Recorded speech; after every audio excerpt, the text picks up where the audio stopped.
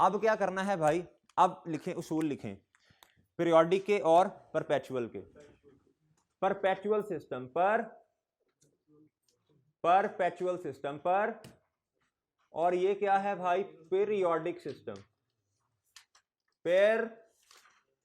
Periodic system. देखें जी, इसमें सिर्फ एक अकाउंट बनता है, सिर्फ इन्वेंट्री का अकाउंट।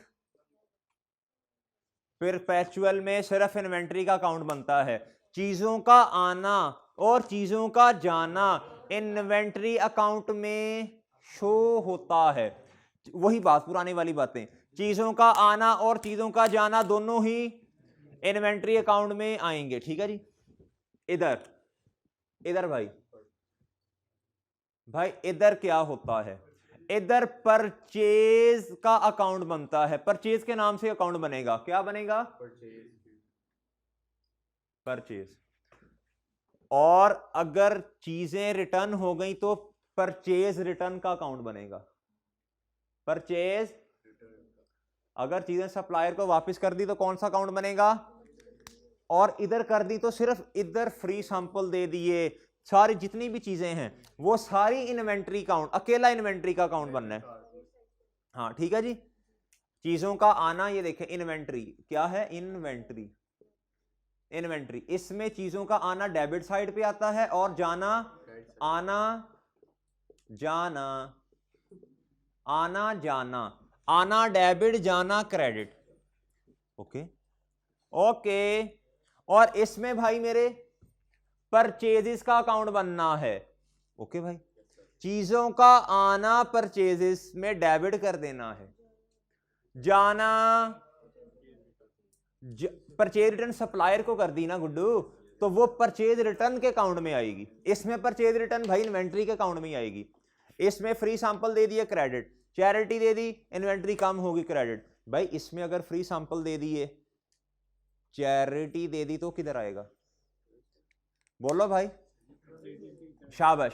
परचेजेस, ड्राइंग्स तो बेटा, ड्राइंग्स तो क्या कहते हैं, डेबिट होंगी, परचेजेस क्रेडिट होंगी, क्या होंगी, परचेजेस क्रेडिट होंगी। इसमें चीजों का जाना, सारी चीजों का जाना परचेजेस में जाएगा एक्सेप्ट परचेज रिटर्न। ठीक है जी। फिर लिखें इसमें, आगे लिखें, आगे लिखें, परपेचुअल में, परपेचुअल में कॉस्ट ऑफ सेल, परपेचुअल में cost of sale readily available होती है, परपेचुअल में cost of sale readily available. हम लेजर कार्ड बनाया करते थे, हम क्या किया करते थे, ये मैं चीजें रेस करने लगा हूं भाई सारी। असल में ना अब तो हम थोड़े बड़े हो गए हैं, अब याद करें वो पुराना वक्त, याद करें भाई वो पुराना वक्त। आप लोग पुरानी बातें याद नहीं करते, कहता दिसंबर आया याद नहीं करते, बेटा इंसान बन जा, इंसान। भाई इधर क्या आते हैं, यूनिट्स, इधर क्या आते हैं, यूनिट्स, इधर क्या आता है, और इधर क्या आता है जी। और भाई फिर उसके बाद सेल या, और भाई फिर इधर भी यूनिट्स आएंगे, इधर भी रेट आएगा, और इधर अमाउंट। इधर भाई बैलेंस आता है, इधर क्या आता है, इधर क्या आता है, बैलेंस नहीं, बैलेंस, बैलेंस। भाई इधर बैलेंस आएगा, यूनिट्स, रेट और अमाउंट। भाई ओके, ओके है। इसमें ये वाला जो कॉलम है ये होता है कॉस्ट ऑफ, ओए गुड्डू, कॉस्ट ऑफ परचेज का, ये वाला होता है कॉस्ट ऑफ सेल्स, और ये बैलेंस होता है, ये बैलेंस होता है किस चीज का, ताकि पता चले कि क्लोजिंग स्टॉक कितने पे पड़ा हुआ है। वो जो क्वेश्चन हमने किए ना वो इधर से इस तरह भी होते थे। लेकिन भाई अब आपने क्या लिखा, परपेचुअल सिस्टम में cost of sale readily available होती है, readily available, readily available through ledger card, आगे लिख लें थ्रू लेजर कार्ड, और पीरियोडिक में लिखें, पीरियोडिक में लिखें हमें कॉस्ट ऑफ सेल की वर्किंग करनी पड़ती है। वर्किंग तो इसमें भी ऑब्वियसली कर रहे हैं, लेकिन ये असल में रेडीली ना हर ट्रांजैक्शन के बाद हमें कॉस्ट ऑफ सेल का पता चल रहा होता है। पीरियोडिक में तो पता नहीं चलता, पीरियोडिक तो पीरियड के एंड पे पता चलेगा। ठीक है भाई, पीरियोडिक में तो पता नहीं चलता हर ट्रांजैक्शन के बाद। ठीक है, लिखें पीरियोडिक में हम कॉस्ट ऑफ सेल को खुद कैलकुलेट, इधर भी खुद ही कर रहे हैं, को कैलकुलेट करेंगे कब? एंड पे। एंड पे कब? क़यामत वाले दिन? नहीं, कब्र में जाने से पहले। कब कैलकुलेट करेंगे? पीरियड के एंड पे। लिखें पीरियोडिक सिस्टम में cost of sale readily available नहीं होती, बल्कि उसकी कैलकुलेशन हम करते पीरियड एंड पे करते हैं। और उसमें कॉस्ट ऑफ सेल कैसे आती है वाला? जो हमेशा से हमने फॉर्मेट सीखा हुआ है, उसमें लेजर कार्ड नहीं ना बनता दोस्तों। ओपनिंग स्टॉक प्लस परचेजेस, इधर परचेजेस बेटा नेट हैं, इसमें क्या क्या आता है बताओ? परचेजेस की अपनी कॉस्ट प्लस उसमें इंपोर्ट ड्यूटी, इस तरह की जो जो चीजें उसमें आनी है, हैंडलिंग, ट्रांसपोर्टेशन, फ्रेट। अच्छा, लेक्चर नंबर 75 में ना मैंने फॉर्मेट बनवाया था, याद है? वो जो फाइनल अकाउंट में बनवाया था परचेजेस का, उसमें ना एक चीज फिर मैंने उससे अगले लेक्चर में थोड़ी सी करेक्ट करवाई थी।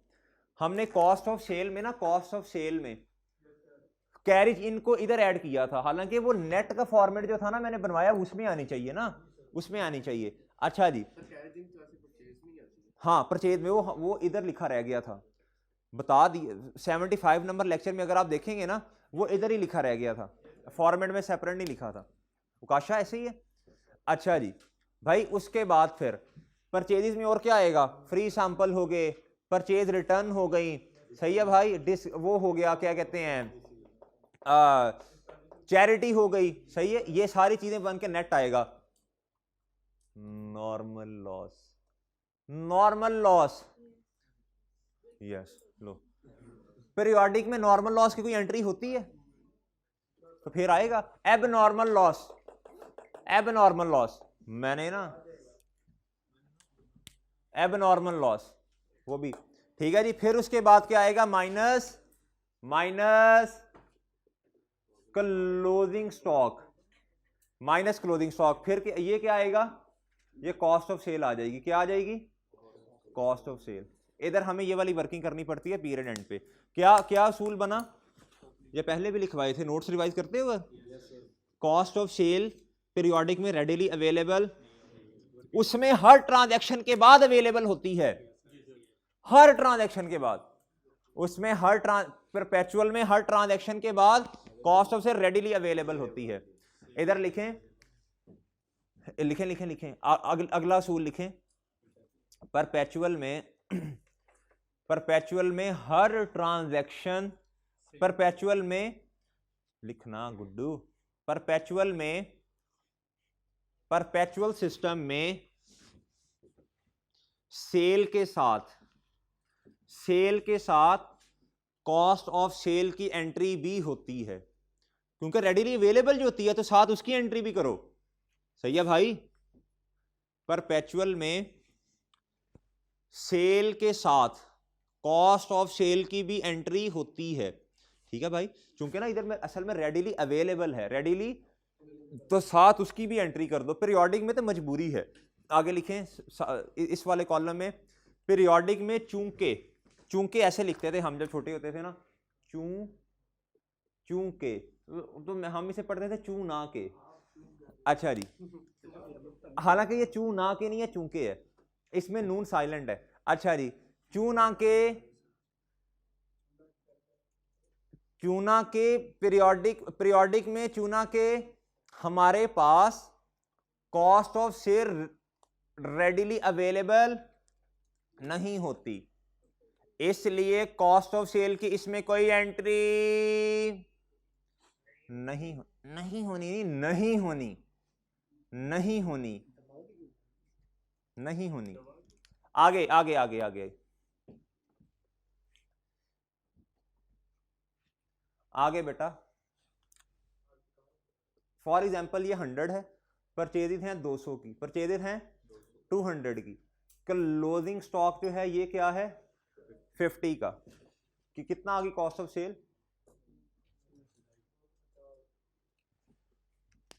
आगे लिखें परपेचुअल में, परपेचुअल में ट्रायल बैलेंस में, परपेचुअल सिस्टम के अंदर ट्रायल बैलेंस में इन्वेंट्री का क्लोजिंग,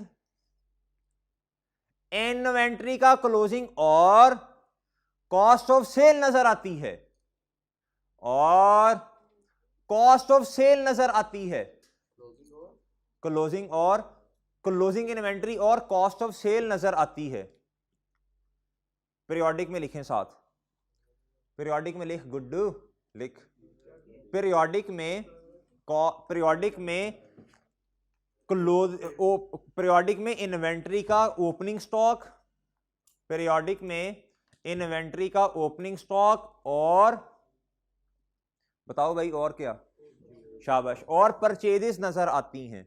ठीक है भाई उकाशा, ठीक है, जब लेक्चर पढ़ाया था ऑनलाइन तब भी इसी तरह ही बताया था, शाबाश शाबाश शाबाश भाई। जब हम फाइनल अकाउंट के क्वेश्चन में जा रहे होंगे ना, तो हमें ट्रायल में नॉर्मली ओपनिंग स्टॉक नजर आता है, ठीक है, और परचेजेस नजर आ रही होती हैं, ठीक है, तो उसका मतलब पीरियोडिक, वो क्वेश्चन पूछ सकता है आपसे, 2 नंबर का एमसीक्यू आ सकता है इसमें, बिल्कुल आ सकता है। वो कहेगा कौन सा सिस्टम है जिसमें ट्रायल बैलेंस में ओपनिंग स्टॉक नजर आता है, हालांकि क्लोजिंग स्टॉक हमने तो हमेशा ट्रायल बैलेंस में सीडी नजर आते थे, तो ये ओपनिंग स्टॉक कौन सा आ गया, तो भाई एक्सेप्शन है ना, पीरियोडिक सिस्टम में ऐसा होता है, चूंकि हमारे पास क्या कहते हैं उस क्लोजिंग स्टॉक, हम क्लोजिंग स्टॉक को कैसे कैलकुलेट करते हैं, थ्रू फिजिकल काउंट। करो याद उस वक्त को, पुराने को कहते पुराना वक्त याद नहीं करना, यार अजीब बंदे हो तुम, क्यों नहीं याद करना पुराना वक्त तुमने। अच्छा जी भाई समझ लग गई, ट्रायल बैलेंस में ओपनिंग स्टॉक क्यों नजर आता है पीरियोडिक में। अच्छा जी, तो परचेजेस और पहले लैपटॉप गिरा था, फिर मोबाइल गिरा है, चलें आज कैलकुलेटर है, मुझे तो लगा लैपटॉप है, दोबारा फिर चलें जी। जो भी नुकसान होता है अल्लाह की तरफ से होता है, ठीक है, उसे तस्लीम करना चाहिए इंसान को, उसमें हमारी बेहतरी होती है। अच्छा जी हैं, हाँ गलती भी होती है ऑब्वियसली। अच्छा जी लिख लिया भाई, लिखें आगे नीचे लिखें पीरियोडिक में, पीरियोडिक में लिखें, तो पीरियोडिक में हमें closing stock through physical count पता चल रहा होता है, क्लोजिंग स्टॉक हमें थ्रू फिजिकल काउंट पता चल रहा होता है, ठीक है जी, ओके भाई, भाई ठीक है। अच्छा जी और लिखें पीरियोडिक सिस्टम में क्लोजिंग स्टॉक अदर इंफॉर्मेशन के अंदर गिवन होता है, या अगर फाइनल अकाउंट का क्वेश्चन है ना तो उसमें भी ये आता है, फिर ट्रायल बैलेंस में तो ओपनिंग होगा, तो क्लोजिंग किधर से लेना है, अदर इंफॉर्मेशन से, क्लोजिंग स्टॉक अदर इंफॉर्मेशन में गिवन होता है, ठीक है भाई, ओके बात समझ आ गई है। अच्छा जी इधर जो मर्जी हो, जो भी एंट्री करनी है, इन्वेंट्री आई हमारे पास, परचेजेज हुई perpetual system, inventory debit cash या पेएबल क्रेडिट, उसमें परचेजेज डेबिट कैश या पेएबल, ड्राइंग्स होगी, क्या एंट्री होगी, ड्राइंग्स डेबिट इन्वेंट्री क्रेडिट, इसमें ड्राइंग्स डेबिट और परचेजेज क्रेडिट, सेल्स हो गई, कौन एंट्री बताएगा पीरियोडिक में, बताओ जी जी जी शाबाश, डेटर या कैश डेबिट और सेल्स, कॉस्ट ऑफ सेल की कोई एंट्री, परपेचुअल में same entry, debtor debit sale credit, लेकिन शाबाश कॉस्ट ऑफ सेल डेबिट और well done well done well done. अच्छा जी आगे लिखें, देयर इज नो एंट्री, तेरी एंट्री बंद है, there is no entry of normal loss, चलो उर्दू में लिखो, पीरियोडिक सिस्टम में पीरियोडिक सिस्टम में नॉर्मल लॉस की कोई एंट्री नहीं होती। पीरियोडिक सिस्टम में नॉर्मल लॉस की कोई एंट्री, नॉर्मल लॉस भी देख लो यार, भूल गए होगे तुम लोग क्या? नहीं भूले अभी? नहीं भूले? चलो यार, किसी का फायदा हो जाएगा। लॉस, एक लॉस होता है नॉर्मल, क्या? और एक लॉस होता है, अच्छा ये एब नॉर्मल, वो पागल नहीं है, एब नॉर्मल वो नहीं। अच्छा, इसका मतलब है, देखो देखो, नॉर्मल लॉस वो है नहीं भाई, मैं किसी की तरफ नहीं देखा, इधर देखो। अच्छा भाई, नॉर्मल लॉस वो है, चीजें गाड़ी में रखी, चीजें गाड़ी में रखी, ठीक है, अंडे थे, अंडे थे गाड़ी में रखे, हमें पता था कि यार अगर हमने फॉर एग्जांपल 1000 अंडे को अंडों का ऑर्डर दिया है, तो उसमें से तकरीबन यार 50 तो 30-40 तो टूट जाएंगे, नाजुक होते हैं ना, 30-40 तो टूट जाएंगे, 30-40 तो टूट जाएंगे। ये क्या है? Normal loss. Normal loss, normal loss भाई, हमने प्रोडक्शन करनी थी, हमने कहा भाई हम जो रॉ मटेरियल लेके आए हैं ना, रॉ मटेरियल वो थोड़ा सा डूल भी जाएगा, थोड़ा सा गिर जाए, थोड़ा सा जाया हो जाएगा यार। देखे ना, इधर से फॉर एग्जांपल हमने कोई चीज बनानी है, हमने कोई चीज बनानी है, हम पेंट बनाते हैं, क्या पेंट का काम है, रॉ मटेरियल लेके आए, रॉ मटेरियल भाई, थोड़ा सा क्या कहते हैं, रास्ते में आते आते रॉ मटेरियल जो था, वो जो भी उसमें मिक्स वगैरह करते हैं, रॉ मटेरियल चूना छूना जो भी होता है उसमें, पता नहीं क्या होता है, अच्छा भाई वो थोड़ा सा डूल गया, थोड़ा सा मतलब कि थोड़ा सा गिर गया जमीन पे, थोड़ा। आप चीनी है, आप स्टोर पे जाएं, ठीक है, वो ये वाला स्टोर नहीं, हाइपर स्टार वगैरह नहीं, वो जो मोहल्ले का किरानेदार बेचारा बैठा होता है भाई, उसने वो जब चीनी आपके शॉपर में डालने लगा ना, वो डूल गई, ठीक है, थोड़ी जाया होती है थोड़ी। अब उसने एस्टिमेट लगाया होता है, अगर 10 kg मैंने अगर चीनी बेचनी है, तो 1 पाव जो है वो डूल छूल जाएगी। अच्छा जी, तो ये क्या है? Normal loss. ये क्या है? Normal loss. ये क्या है भाई? नॉर्मल लॉस है। अच्छा, एब नॉर्मल लॉस क्या है? एजाज दुकान पे गया, दुकान वाले ने थोड़ा मुंह उधर किया, वो तो 5 किलो चीनी का डिब्बा उठाया और चल भाई, ये भाई उस बेचारे के लिए एब नॉर्मल लॉस है। ये उसके लिए क्या है? एब नॉर्मल लॉस है भाई, चोरी होगी ना, थेफ्ट, नॉर्मल लॉस, सैलाब आ गया, नॉर्मल, और रूट छूट गई चीजें, एक्सपेंस होता है। नहीं, अच्छा ऑडिट पढ़ेंगे फिर समझाएंगे आपको। अच्छा भाई, ऑडिट में सर आपको समझाएंगे क्या होता है इसमें। अच्छा भाई, नॉर्मल लॉस, नॉर्मल समझ आया क्या होता है? जो हमें पहले ही एक्सपेक्टेड होता है भाई। एब नॉर्मल लॉस जो एक्सपेक्टेड नहीं होता, अनएक्सपेक्टेड लॉस सादा अल्फाज में होता है ये। भाई बात समझ आई कि नहीं आई? ठीक है भाई, इसकी एंट्री पीरियोडिक में नहीं होती, परपेचुअल में होती है। कौन बता सकता है? हैं दोनों ही लॉस ही असल में ना, चलो बाद में बताता हूं। इसमें परपेचुअल सिस्टम है, इन्वेंटरी का काउंट बनता, क्या एंट्री होगी? शाबाश, लॉस डेबिट एक्सपेंस क्रेडिट क्या होगा? इन्वेंटरी। अच्छा जी, इसमें अब नॉर्मल लॉस की एंट्री क्या होगी दोनों में? पीरियोडिक में बताओ पहले।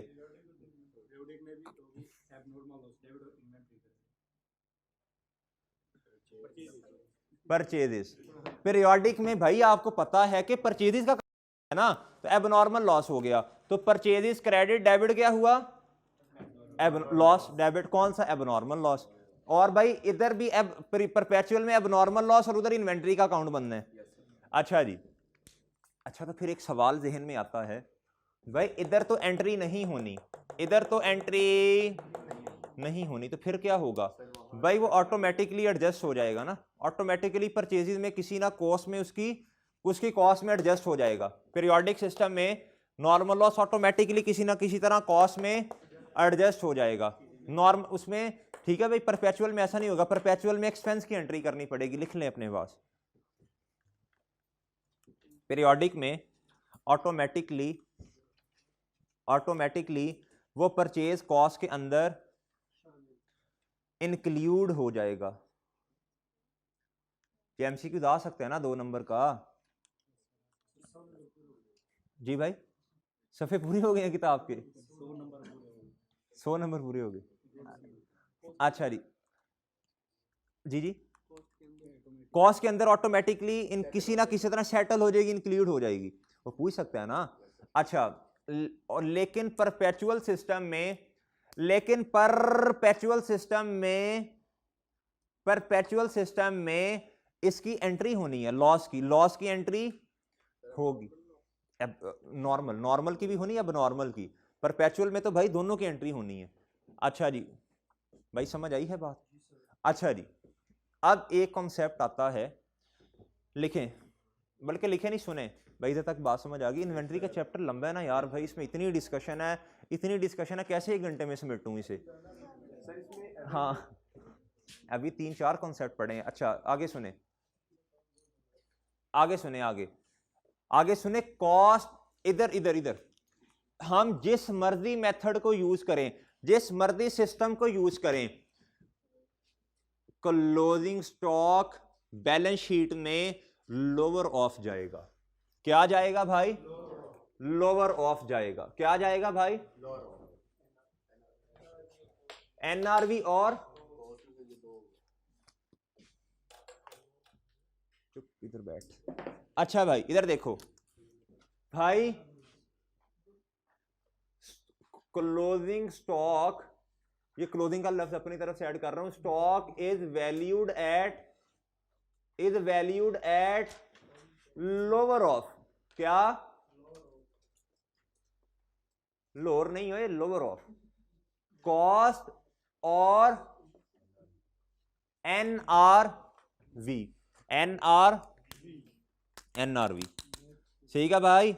ये कॉस्ट कैसे आई भाई? किसी में लेजर कार्ड के थ्रू आती है, वो जो रेट होता है असल में वो है।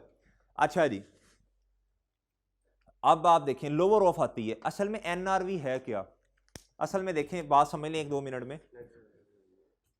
बाज़ औक़ात ऐसा होता है, कंपेटिटर आ गया, क्या आ गया? कंपेटिटर आ गया, उसने हमसे ज्यादा अच्छी प्रोडक्ट लॉन्च कर दी। आजकल आईफोन का कौन सा मॉडल चल रहा है?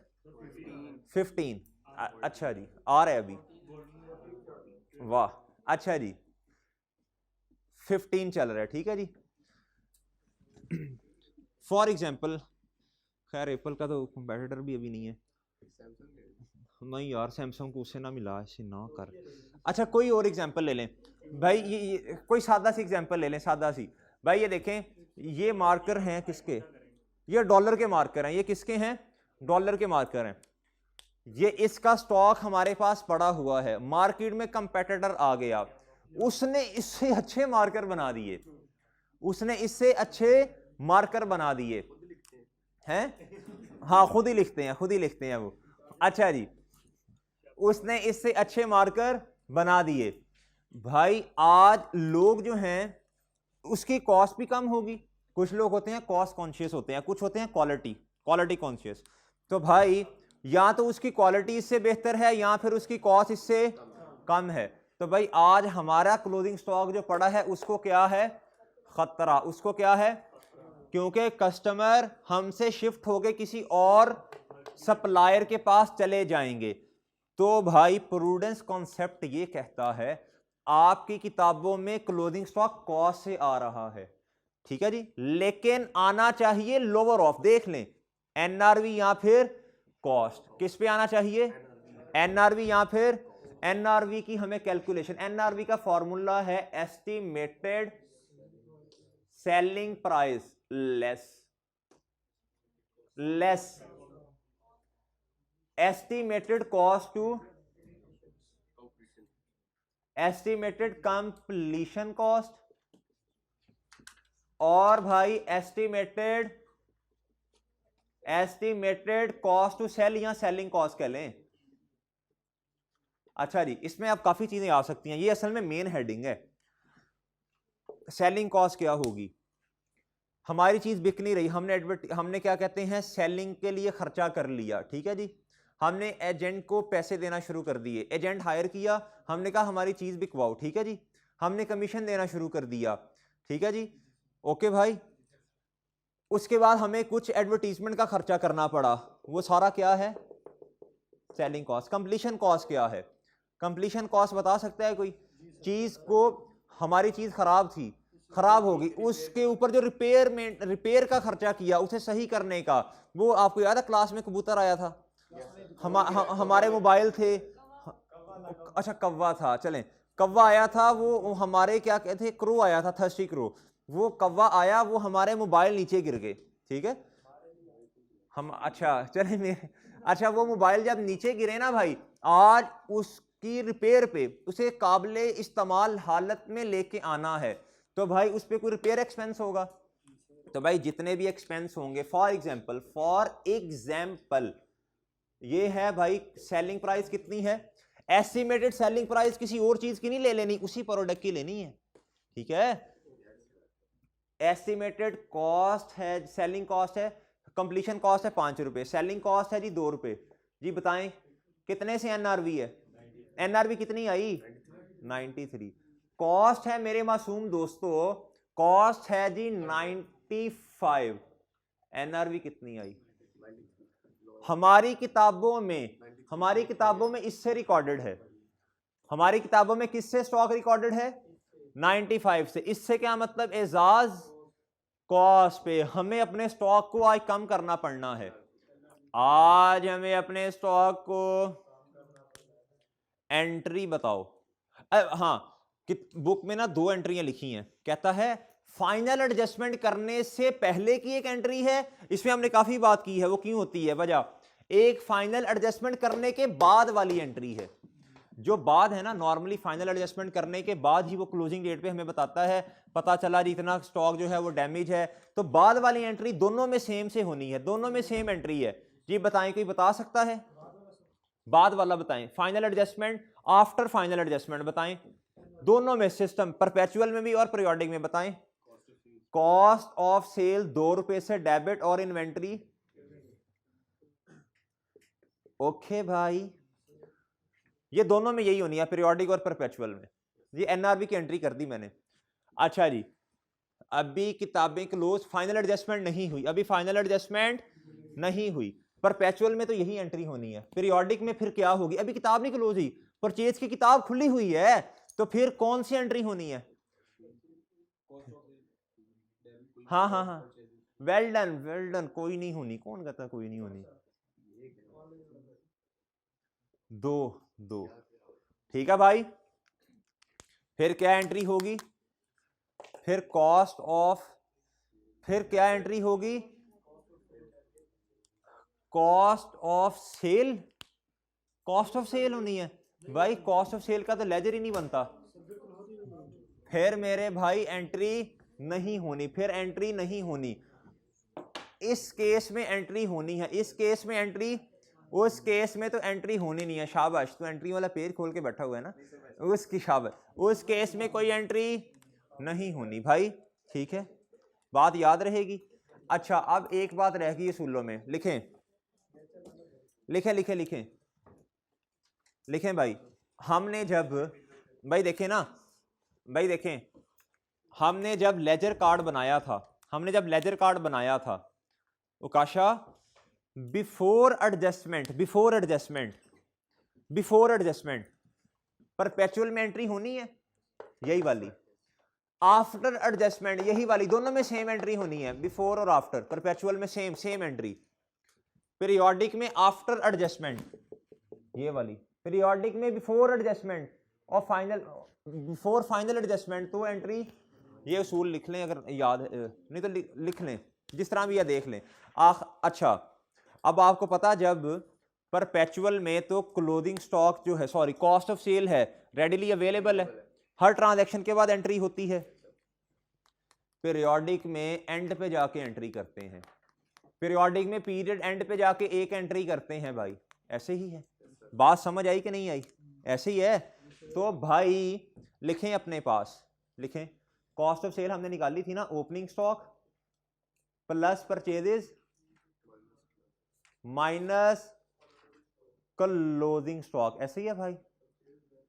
अच्छा जी, ये हमने कितना रखा था, ये कितना था, फॉर एग्जांपल ये था 20 ये था 100, ये कितना है 30। कॉस्ट ऑफ सेल कितनी आ गई, कितनी आई 120 और 30 90 आ गई। ठीक है भाई, ये कॉस्ट ऑफ सेल, ये क्लोथिंग स्टॉक जो है ये एक्सपेंस को कम कर देता है।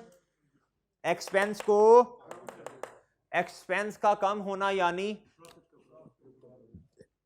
एंट्री क्या होगी, एक्सपेंस क्रेडिट, एक्सपेंस क्रेडिट होगा ना। क्लोथिंग स्टॉक इन्वेंट्री क्रेडिट भाई क्लोथिंग स्टॉक जो है, जो क्लोथिंग स्टॉक है ये हमारे एक्सपेंस को क्या करता है, कम करता है, कम करता है। तो कॉस्ट ऑफ सेल की आज इससे पहले कोई एंट्री नहीं हुई, cost of sale expense nature का अकाउंट है, क्रेडिट क्या होगा कॉस्ट ऑफ सेल, और इन्वेंट्री क्या होगी डेबिट। इन्वेंट्री क्या होगी क्लोथिंग स्टॉक की एंट्री, क्लोथिंग स्टॉक की एंट्री, क्लोथिंग स्टॉक की एंट्री बताएं। ये कॉस्ट ऑफ सेल का अकाउंट बन रहा है, ये कॉस्ट ऑफ सेल है। Clothing stock cost of sale को क्या करती है, कम, यानी प्रॉफिट को बढ़ा देती है। तो क्लोथिंग स्टॉक में डेबिट क्या होगा इन्वेंट्री, वेल डन। और भाई मेरे ये अमाउंट 30 लिखी है, cost of clothing stock cost of sale को कम किया हुआ ना इसने, क्या होगा कॉस्ट ऑफ सेल। ओपनिंग की एंट्री इससे रिवर्स है, ओपनिंग जो है वो क्लोथिंग स्टॉक को बढ़ाती है, ओपनिंग स्टॉक क्लोथिंग सेल को बढ़ाता है, तो बढ़ाने को कॉस्ट ऑफ सेल डेबिट होगा, कॉस्ट ऑफ सेल 20 से डेबिट, और क्रेडिट क्या होगा, और भाई ओके है, ठीक है जी। क्यों हुई इन्वेंट्री क्रेडिट, ये तूने तब भी इस क्वेश्चन पूछा था भाई। असल बात ये है, ये कॉस्ट ऑफ सेल है, ये क्या है, ये डेबिट, ये समझ आई है ना। तो बस इन्वेंट्री को इसके ऑपोजिट साइड पे क्रेडिट कर देना है, ऑपोजिट साइड पे इसको क्रेडिट कर दें, ठीक है जी, ये याद रहेगा। लेकिन लिख लें अपने पास, परपेचुअल सिस्टम में ओपनिंग और क्लोजिंग, ओपनिंग और क्लोजिंग स्टॉक की कोई एंट्री नहीं होती, ये देख लेना, ये आपको समझा भी दिया क्यों होती है। और पीरियोडिक सिस्टम में ओपनिंग और क्लोजिंग स्टॉक की एंट्री होती है, ये देख लेना, ये अब याद कर लें। इसको कैसे याद रखोगे, देखें, closing cost of sale, cost of sale closing stock, closing stock में कॉस्ट ऑफ सेल माइनस होती है, यानी कॉस्ट, यानी एक्सपेंस कम हो रहा, एक्सपेंस का कम होना क्रेडिट, कौन से वाला एक्सपेंस, कॉस्ट ऑफ सेल। आज से पहले कभी कॉस्ट ऑफ सेल को हर ट्रांजैक्शन के बाद अपडेट ही नहीं किया था, तो एक ही दफा एंट्री करनी है, कॉस्ट ऑफ सेल क्रेडिट, और डेबिट क्या होना है इन्वेंट्री। और एक सादा सी बात है, इन्वेंट्री में कुछ तो आना है ना, इससे पहले इन्वेंट्री को भी हाथ नहीं लगाया इस अकाउंट में पीरियोडिक में, तो वो डेबिट हो गई भाई। ओ गुड्डू इधर देख, इधर देख सर, इन्वेंट्री क्यों होती है, ये देख सर, ये देखो भाई, जब ओपनिंग स्टॉक होगा, जब ओपनिंग स्टॉक, जब क्या कहते हैं ओपनिंग स्टॉक होगा, ओपनिंग स्टॉक एक्सपेंस को बढ़ाता है, ये तो हो गया डेबिट। ओपनिंग स्टॉक वाली जो ओपनिंग इन्वेंट्री जो पड़ी है, आज उसको खत्म कर दो, आज उसे खत्म कर दो, उसका इफेक्ट खत्म करो। असल में ना इसमें ना जो डिफरेंशियल अमाउंट होती है वो जारी होती है पीरियोडिक सिस्टम में, ठीक है भाई। इसलिए फिर हमें जो है इन्वेंट्री को वो क्रेडिट करना पड़ता है, ये बात ठीक है भाई। अच्छा अब मैंने एक दो बातें, हाँ इसमें ना असल में इन दोनों लफ्जों की जगह एस्टिमेटेड रियलाइजेशन कॉस्ट भी आ सकता है, एस्टिमेटेड रियलाइजेशन कॉस्ट का लफ्ज भी आ सकता है। उसका मतलब ये है कि एस्टिमेटेड सेलिंग प्राइस में से इसको माइनस करना है, भाई ये बात ठीक है, ओके है, डन। अच्छा जी, अब उसके बाद हाँ एक असूल लिखें, closing stock is directly proportional to the profit while while vice versa, फिर एंड या वाइल लिखें, opening stock is inversely proportional to the profit, ठीक है जी। और इसी तरह कॉस्ट ऑफ सेल के हिसाब से भी इसका असूल बना लें, ठीक है भाई, ओके। अच्छा जी, अब एक चीज और आती है, अब एक चीज और है,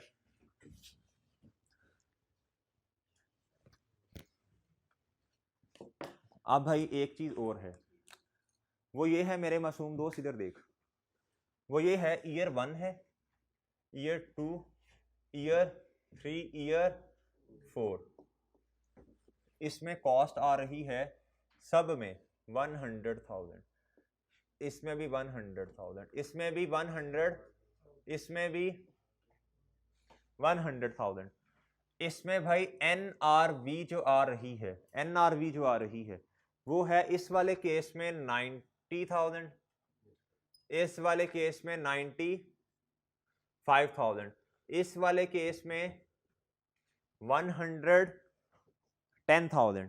ठीक है, पहले ये करो। अच्छा अब मुझे बताओ, हमने किताबों में कॉस्ट के मुताबिक क्लोथिंग स्टॉक को हमने कॉस्ट पे रखा हुआ है, आप बताएं भी किस पे आना चाहिए? लोअर ऑफ आना है। लोअर ऑफ क्या है इसमें? एनआरवी, हमने इस पे रखा हुआ है। प्रॉफिट एंड लॉस में क्या जाएगा?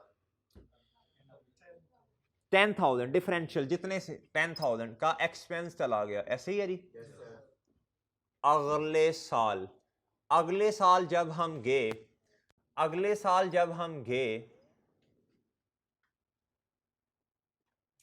जी, अगले साल जब हम गए दोस्तों, तो मुझे बताएं क्लोजिंग स्टॉक लोअर ऑफ जाएगा कितने से? आज कितने पे रिकॉर्डेड है? ये मैं बैलेंस शीट भी बना रहा हूं, ये मैं SOFP भी साथ साथ बना रहा हूं। SOFP year 1, 2, 3, 4। जी बताएं, हमने पहले साल क्लोजिंग स्टॉक को कितने में रिकॉर्ड कर दिया? 10,000 से क्लोजिंग स्टॉक को कम किया, वो जो एंट्री की, और 10,000 से एक्सपेंस को भी कम कर दिया। अब हमारी बैलेंस शीट में 90,000 पे ये वाला स्टॉक पड़ा हुआ है। आज इसकी वैल्यू मजीद कितनी कम हो गई? कितना एक्सपेंस जाना चाहिए? 5,000 का। कितने का भाई? इसको अब 100,000 से कंपैरिजन नहीं करना, ऑलरेडी हमारी बैलेंस शीट में 90,000 का पड़ा है ना, तो भाई क्लोजिंग स्टॉक कितने पे आएगा? 85,000। ठीक है जी भाई। अगली दफा जब हम गए ना, हमारे स्टॉक की वैल्यू बढ़ गई, हमारे स्टॉक की वैल्यू बढ़ गई भाई, हमारे स्टॉक की वैल्यू बढ़ गई। ओ भाई, हमारे क्लोजिंग स्टॉक की वैल्यू ये कितने पे आना चाहिए आज? ये कितने पे आना चाहिए आज? ये कितने पे आना चाहिए आज? 95,000 पे आएगा ये। लेकिन भाई मेरे हमने तो इतने पे रिकॉर्ड किया हुआ है। हमने तो किस पे रिकॉर्ड किया है? इस पे, हमने इस पे रिकॉर्ड किया। आज क्या होगा? हमारा स्टॉक बढ़ गया। हमने हमेशा ये वाली एंट्री की है, इसको ऐसे करके देखे, नजर आ रहे? हमने क्या एंट्री की थी? हमने एनआरवी की एंट्री क्या की थी? स्टॉक को कम किया था, कॉस्ट ऑफ सेल को डेबिट किया था, इन्वेंट्री को क्रेडिट। आज हमारा स्टॉक बढ़ गया कितने से? रिवर्सल ऑफ इंपेयरमेंट लॉस कह लें या एनआरवी एडजस्टमेंट कह लें,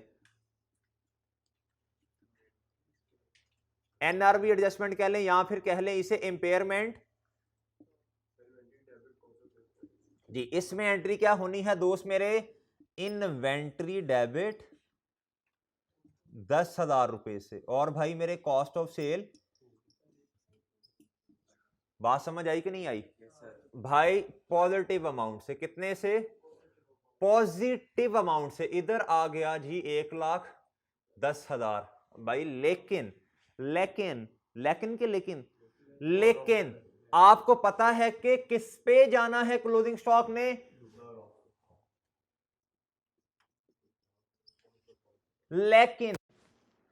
लेकिन हमें फिर दोबारा एक एंट्री करनी पड़ेगी। क्या भाई बताएं? इन्वेंट्री डेबिट और जी कॉस्ट ऑफ सेल। भाई ये बात सही है, ये याद रहेगी। रिवर्सल ऑफ एनआरवी एडजस्टमेंट या फिर इंपॉर्टेंट लॉस नहीं, इंपेयरमेंट लॉस। ठीक है, इंपॉर्टेंट लॉस नहीं। ठीक है जी भाई, ठीक है। ये एक कॉन्सेप्ट हो गया। अब एक कॉन्सेप्ट आपको और समझाना है, हाँ जी वो भी समझाना है। एक कॉन्सेप्ट और है जी, एक कॉन्सेप्ट और है, वो ये है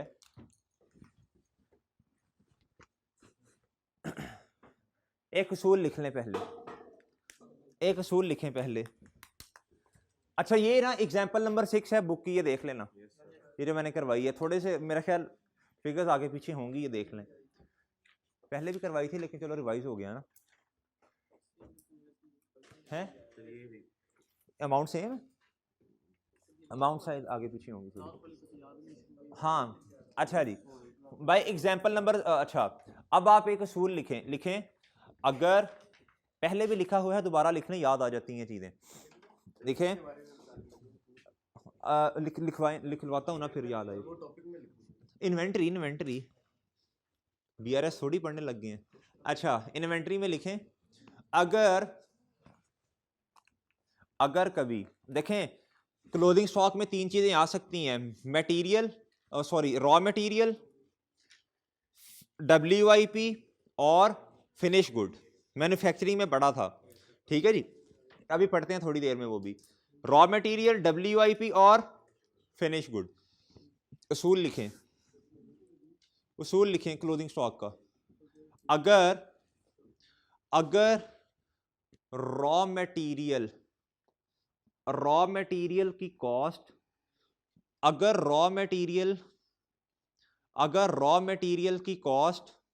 रॉ मटेरियल या WIP दोनों लिख लें, दोनों के लिए असूल है। अगर WIP या रॉ मटेरियल की कॉस्ट NRV से ज्यादा हुई, NRV से ज्यादा हुई, तो बताओ ये नुकसान की बात है, खुशी की बात है, गम की बात? गम की बात है ना, NRV कम है तो हमें इसकी भी एंट्री पास करनी पड़ेगी, तो हमें NRV एडजस्टमेंट करनी पड़ेगी। तो हमें NRV एडजस्टमेंट जिस तरह नॉर्मली करते हैं, ये जिस तरह मतलब फिनिश गुड की करते हैं तो इनकी भी करनी पड़ेगी ना।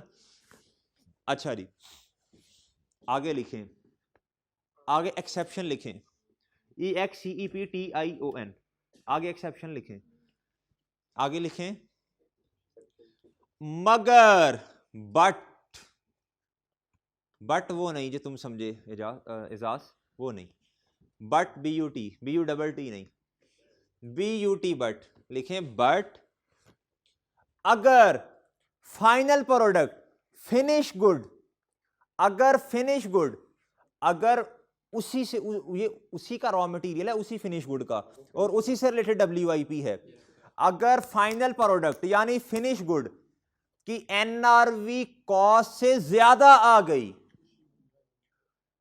अगर फाइनल प्रोडक्ट यानी फिनिश गुड की NRV कॉस्ट से ज्यादा आ गई, तो लिखें तो there is no need to pass, there is no need जी अगर फाइनल प्रोडक्ट यानी फिनिश गुड, फाइनल प्रोडक्ट तो फिनिश गुड होती है, अगर फाइनल प्रोडक्ट मतलब यानी फिनिश गुड की NRV कॉस्ट से ज्यादा आ गई, तो there is no need to pass any NRV adjustment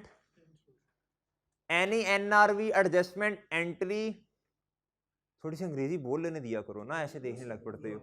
there is no need to pass any NRV adjustment related entry, any NRV adjustment entry related to the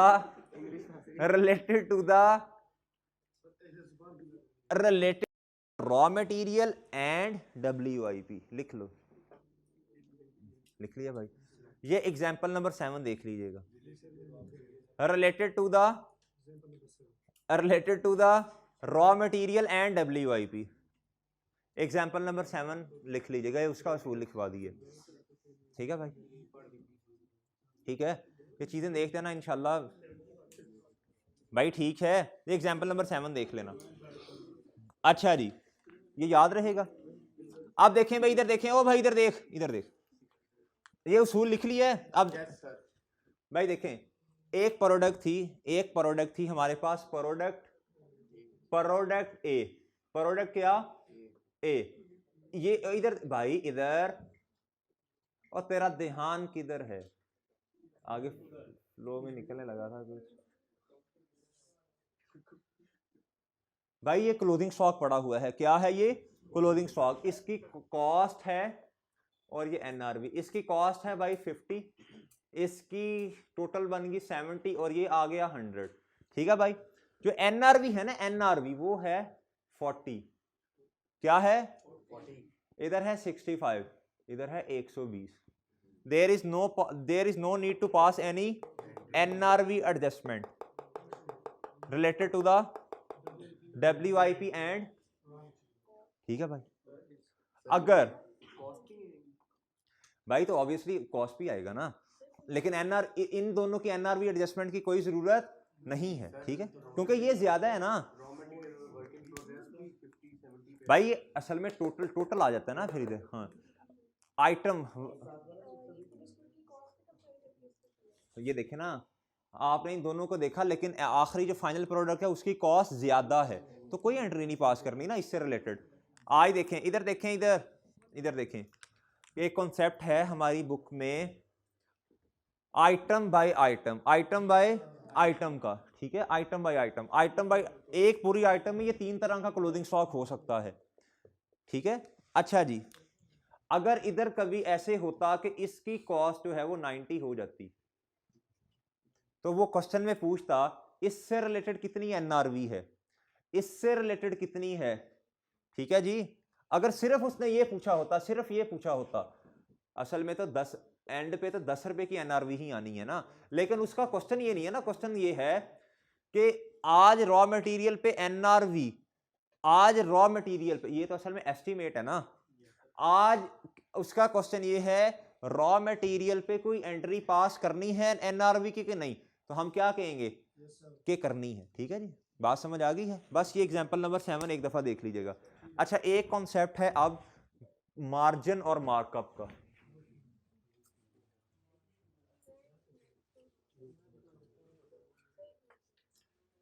अच्छा जी भाई okay है, असल में चैप्टर में कॉन्सेप्ट ही इतने हैं इन्वेंटरी में, तो भाई क्या करें फिर, और चैप्टर भी थोड़ा हटके है जरा, ये मेरा ख्याल आखिरी होगा शायद।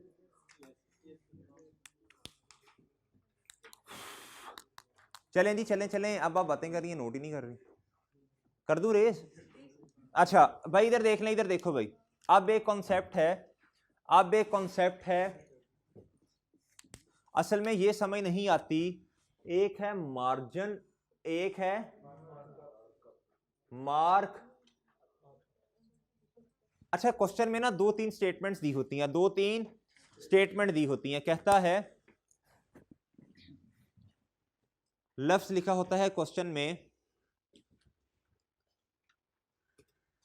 कॉस्ट इज 25%, कॉस्ट जो है, जो सेल है वो 25% अबव है, किससे, कॉस्ट से, तो इसका क्या मतलब होगा, cost plus P is equal to sale, ये क्या है, ये प्रॉफिट है, ये क्या है, कहता है कॉस्ट जो है वो 25% ज्यादा, सेल जो है वो 25% ज्यादा है, ज्यादा है किससे, यानी ज्यादा है तो ये 125 होगी, ये बेस होगी ना, तो ये क्या आ जाएगा, वो कहता है कॉस्ट जो है, जो कॉस्ट है वो 25% ज्यादा है किससे, सेल से, जो सेल है वो ज्यादा है किससे, 25% कॉस्ट से।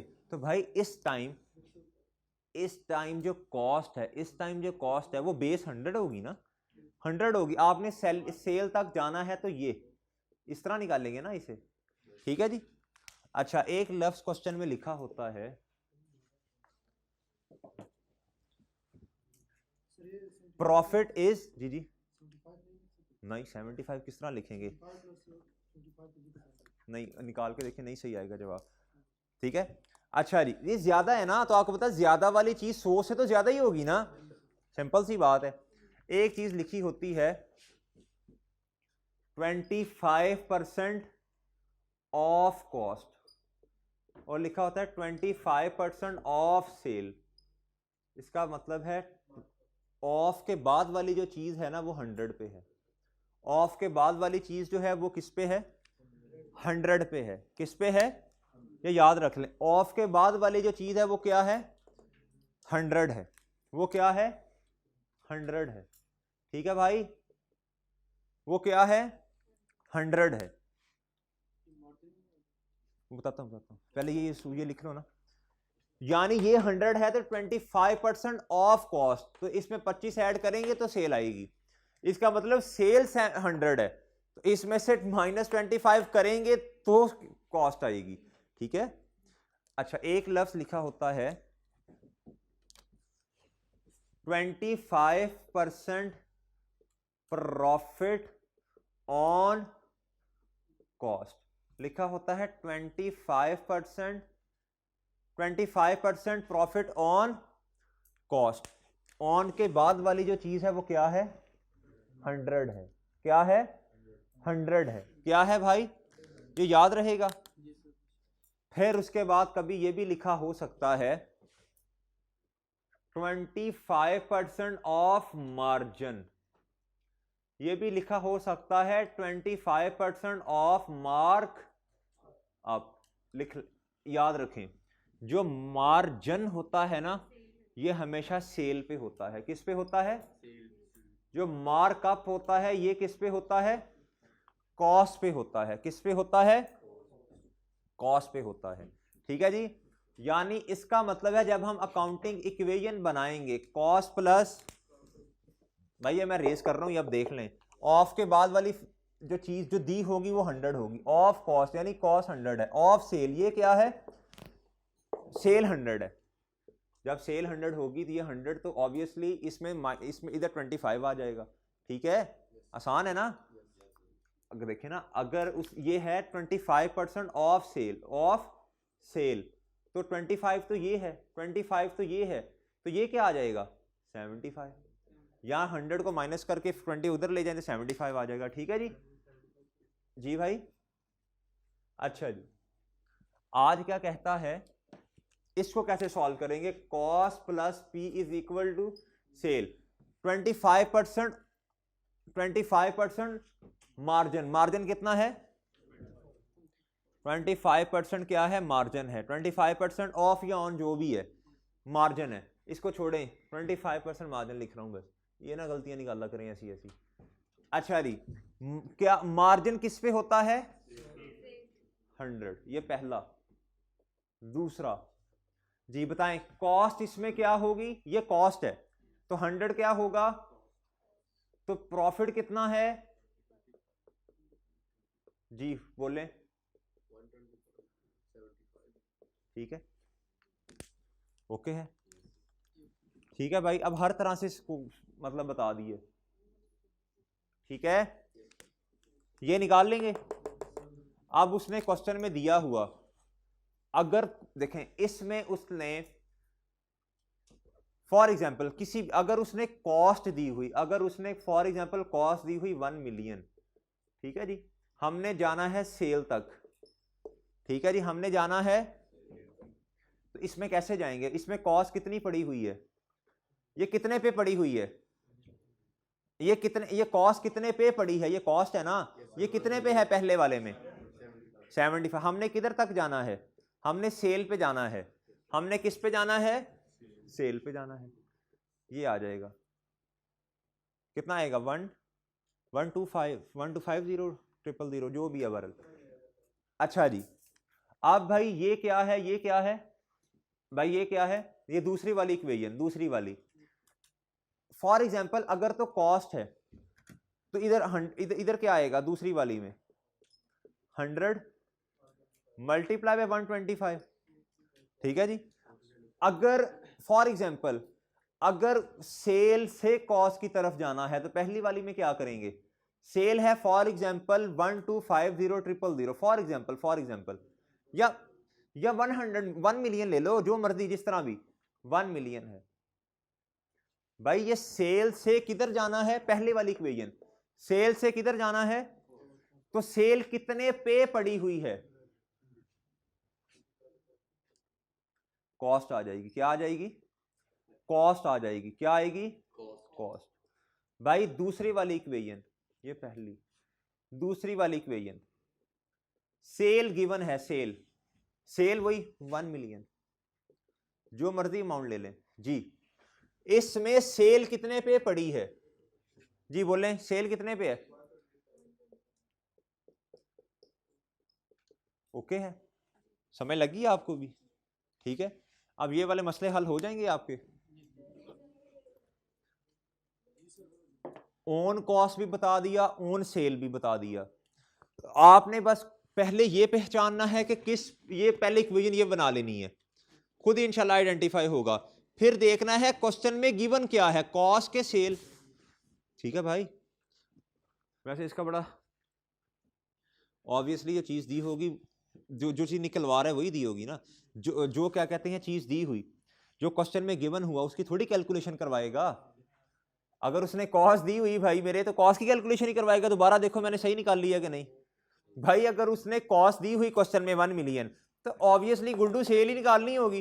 तो सेल के लिए ये है, अगर उसने क्वेश्चन में सेल दी हुई तो कहता है, अच्छा इन्वेंट्री के क्वेश्चन में याद आ गया, वो कहता है हम, उसने आपको ना, वो कहता है क्लोथिंग स्टॉक कितने पे रिकॉर्ड होगा, क्लोथिंग स्टॉक। अच्छा आप, अब मैं जिसे पूछूंगा वो बताएगा मुझे जी, क्लोथिंग स्टॉक कितने से आएगा, जिससे पूछूंगा सिर्फ वही बताएगा।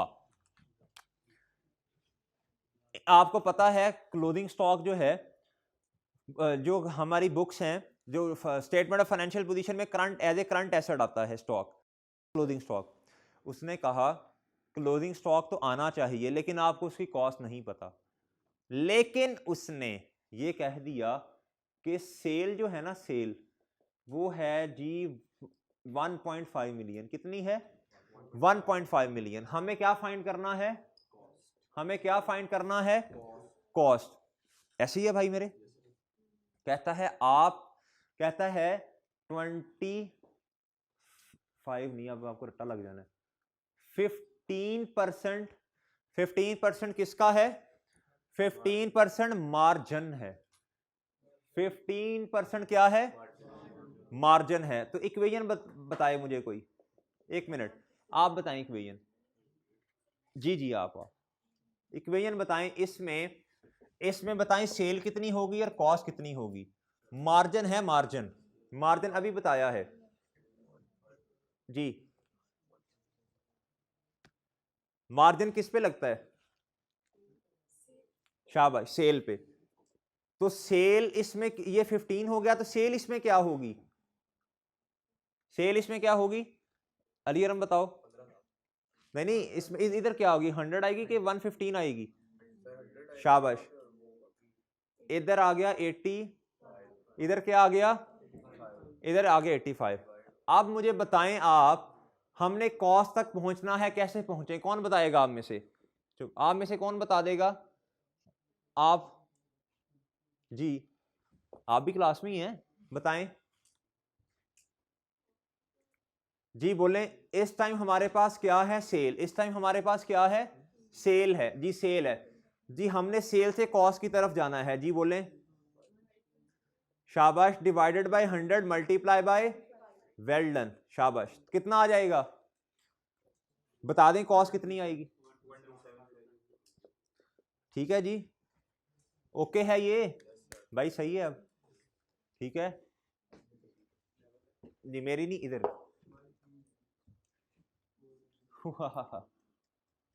ठीक है भाई, ओके भाई, सारी चीजें होगी, मेरा तो ख्याल है चैप्टर की। ये एग्जाम्पल नंबर 8 देख लीजिएगा बुक की एक दफा। अच्छा भाई, एक और चीज है, अगर जो इन्वेंट्री है, इन्वेंट्री जो है वो एज ए करंट एसेट में जाती है। अगर कभी वो वाली इन्वेंट्री, फॉर एग्जांपल आपका काम है एसीओं को बेचना, आप एसी बेचते थे, आपको अपने ही ऑफिस में, आपको अपने ही ऑफिस में एसी की जरूरत पड़ गई, क्या ये ड्राइंग है? भाई बिजनेस के अंदर यूज हो रहा है, वो अपने घर लेके नहीं गया। आपने किसी अपने ऑफिस में, ठीक है, कहीं भी एसी की जरूरत पड़ गई, बाहर से लेने की बजाय आपने अपने ही इन्वेंटरी में से एसी निकाला, अब ये किस में चला जाएगा? Well done, well done, well done, well done, well done. अच्छा भाई ठीक है, ये किस में चला जाएगा भाई? नॉन करंट एसेट में, ठीक है। अच्छा एक चीज और लिख लें, क्लोजिंग स्टॉक में, क्लोजिंग स्टॉक में, क्लोजिंग स्टॉक में raw material, WIP, finish good, तीनों चीजें आती हैं। अगर फाइनल अकाउंट का क्वेश्चन आया ना, पैकिंग मटेरियल भी आता है। पैकिंग मटेरियल का जो स्टॉक होगा वो भी क्लोजिंग स्टॉक के अंदर आएगा, वो भी क्लोजिंग स्टॉक में आएगा। अजान हो रही है मेरा ख्याल है। अच्छा जी, अच्छा मुझे एक चीज बता दें, अब इस टॉपिक को खत्म कर रहे हैं। अगर डिस्काउंट आ गया, सेटलमेंट डिस्काउंट या इस तरह कुछ आ गया, तो मुझे बताएं परपेचुअल में क्या एंट्री होगी और पीरियोडिक में क्या होगी? हाँ भाई, परपेचुअल और पीरियोडिक में क्या एंट्री होगी? एक में तो इन्वेंट्री को छेड़ना है और दूसरे में परचेजेस को, ठीक है। ये वाली एंट्रीज ना आपने अभी सारी डिस्कस तो हमने कर ली हैं। ये एंट्रीज लिखी हैं हमने, ये एंट्रीज लिखी हुई हैं दोस्तों, पेज नंबर 255 है आई कैप की बुक का, 254 और 255, ठीक है भाई, ठीक है। और एक उसूल लिख लें, अगर कॉस्ट, अगर आगे जाके लिखवाता हूं, चलें एक दफा गो थ्रू करने दें, कोई चीज रह तो नहीं गई इस चैप्टर में से। आइटम बाय आइटम का मतलब है एनआरवी, जो एनआरवी की कैलकुलेशन होती है आइटम बाय आइटम पे होती है, सही है। किसी एक आइटम को पकड़ना है, उसकी तीनों चीजों को देखना है आपने। ऐसे नहीं है कि रॉ मटेरियल 6 का आ रहा है तो सारों को, किसी प्रोडक्ट ABCDEF, इन सारों की कॉस्ट लेनी, इन सारों की एनआरवी, ऐसे नहीं, item by item, item by item, product A, product B, C, इसका ये मतलब है हर आइटम पे अलहदा अलहदा एनआरवी आती है, ठीक है। अच्छा जी, अच्छा जी, अच्छा जी, अच्छा जी, नहीं मेरा ख्याल है सब कुछ ही हो गया है, कोई चीज नहीं स्किप की हमने। If there is no sale, ये भी हो गया। लिखो, while calculating sale, sale figure या जिस तरह भी की थी, सेल या कॉस्ट की figure, while calculating sale slash cost amount by using markup और मार्जिन, बाय यूजिंग मार्कअप और margin, discount figure shall be added in sale slash cost. आगे रेफरेंस दे दो, MCQs नंबर 48, आपको याद आ जाएगा, ये मैंने करवाया था, ठीक है। Discount figure should be added in sale slash cost. एक चीज और लिख लें, periodic system is suitable when items are of large in size. Periodic system ज्यादा देखें, पीरियोडिक सिस्टम ज्यादा सूटेबल कब होता है? जब बहुत सारी आइटम्स हों, ठीक है, और उनकी वैल्यू लो हो, सही है। अच्छा जी, क्योंकि हर ट्रांजैक्शन को अपडेट करना ट्रांजैक्शन के बाद सिस्टम को इतना आसान नहीं होता। पीरियोडिक सिस्टम तब सूटेबल होगा जब बहुत ज्यादा ट्रांजैक्शन हो और उनकी कॉस्ट और लोअर हो। परपेचुअल तब ज्यादा सूटेबल होगा जब आइटम्स कम हो, तब भी पॉसिबल है। फ्रीक्वेंट बहुत कम हो और उनकी वैल्यू बहुत ज्यादा हो, ठीक है। ये लिख लें, मैंने लिखवाया था, ये MCQs नंबर 41 और 2 से रिलेटेड मैंने लिखवाए थे ये रूल्स कुछ। डिस्काउंट वाला लिखवा तो दिया, while calculating sale slash cost by using markup और मार्जिन, ये आप कैलकुलेट करेंगे ना 48 में जाके देखिएगा MCQs में। Discount figure shall be added in sale slash cost amount. चलें जी, ठीक है जी, ये वाला लेक्चर हमारा खत्म हुआ, ठीक है जी। नेक्स्ट लेक्चर में इंशाल्लाह अकाउंटिंग फॉर मैन्युफैक्चरिंग स्टार्ट करेंगे, ठीक है जी। अल्लाह हाफिज।